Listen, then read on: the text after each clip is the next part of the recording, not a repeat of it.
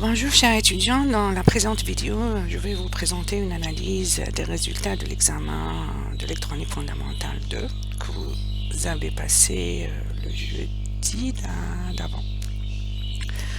Voilà, je commence par présenter le contexte de cet examen. C'est un contexte inédit parce que vous savez, on est en plein pandémie Covid-19, en plein deuxième vague.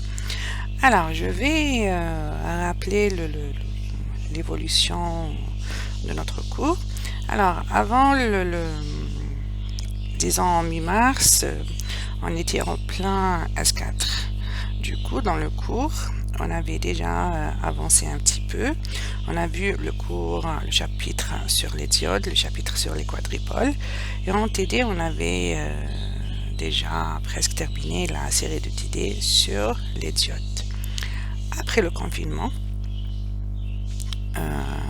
qui est tombé par surprise, on était obligé de poursuivre nos enseignements à distance. Du coup, je vous ai préparé des vidéos que j'ai mises sur la plateforme YouTube. J'ai aussi mis mes cours, mes TD sur la plateforme de l'université. Et je vous ai donné plusieurs activités. Vous étiez très nombreux à être réactifs en m'envoyant vos questions, vos remarques, vos encouragements aussi et vos travaux que j'ai corrigés pour certains et renvoyés, etc. Alors, pendant le confinement, on a terminé le cours sur les transistors et puis on a découvert des exercices résolus sur les quadripoles et les transistors. Après la reprise, il fallait faire les examens et là j'étais face à une problématique qui n'est pas très simple. Premièrement, l'examen dure 1 heure, c'est pas évident pour avoir plusieurs exercices qui couvrent toute la matière enseignée pour donner la chance à tout un chacun de montrer qu'il a bien compris. Et en plus de ça, j'étais coincée. Pourquoi? Parce que la tutelle me demandait de ne pas considérer tous les efforts qui ont été faits pendant le confinement, c'est-à-dire l'enseignement à distance. Et pourquoi? Parce que il y avait sûrement des étudiants qui n'avaient pas les moyens de suivre le rythme à distance. Mais en ne considérant pas les cours et les efforts qui ont été entrepris pendant le confinement, j'allais délaisser tous les étudiants qui ont bien travaillé durant le confinement. Alors, j'étais en face d'un problème d'équilibre. Comment ne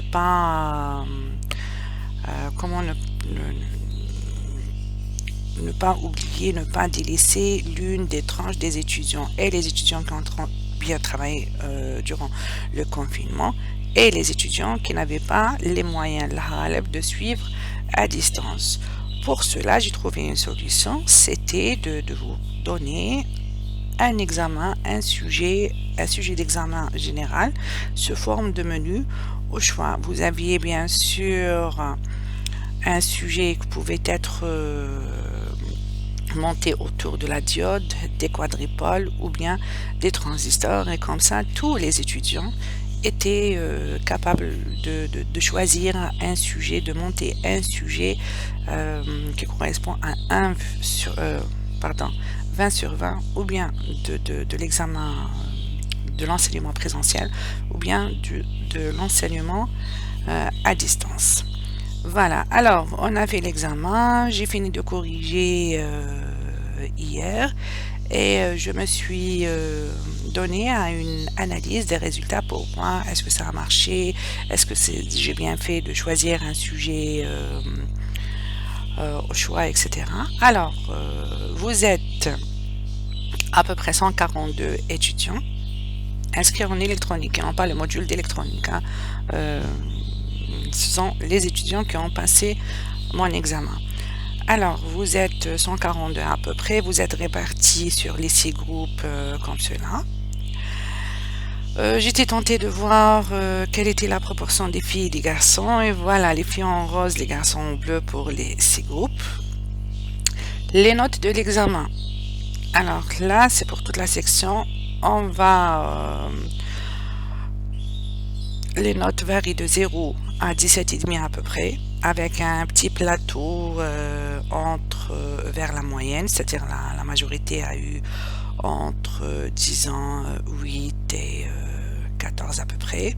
Alors, filles et garçons, voilà les filles, voilà les garçons. Alors, les garçons, vous êtes plus nombreux que les filles, mais la tendance est la même, à peu près. D'accord? La plus mauvaise note et la plus haute note sont détenues par des garçons. Mais là, je vois que les filles ont plus de bonnes notes. Voilà. Alors, pour le choix du sujet, c'est ça qui m'intéressait le plus. Alors, je vois que, par exemple, là, on a le premier sujet, le deuxième sujet, le troisième sujet. Le premier sujet qui contient l'exercice sur les diodes, il a été, voilà, il a été le plus choisi parmi les 3 exercices. Et pour le deuxième sujet, il concerne les quadripoles. Troisième sujet, les transistors. Mais le plus important, c'est cette figure-là. Pourquoi? Parce que le deuxième sujet et troisième sujet, finalement, il concerne la matière d'enseignement vue et enseignée durant le confinement. Alors, j'ai additionné ces deux nombres et je suis tombée sur ce graphe-là qui montre que j'ai bien fait de proposer également un sujet ou bien des exercices concernant la matière enseignée pendant le confinement. Vous voyez que ça dépasse largement. D'accord? Alors, voilà, on a 54 des étudiants qui ont choisi un exercice sur les transistors du quadripôle contre 46 qui ont choisi les diodes. Voilà, comme ça, tout le monde est content, tout le monde a trouvé son sujet de prédilection. Alors, je vais analyser les résultats côté moyenne. Voici les moyennes. Pour les moyennes, qu'est-ce que j'ai fait? J'ai comptabilisé les activités que vous m'avez rendues pendant le confinement, sans oublier les étudiants qui n'avaient pas de connexion. Alors, qu'est-ce qu'on a fait?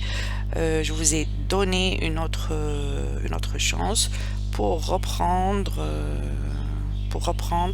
les activités, les résumés, les fiches récapitulatives des différents chapitres durant à notre reprise, c'est-à-dire après le déconfinement. Voilà.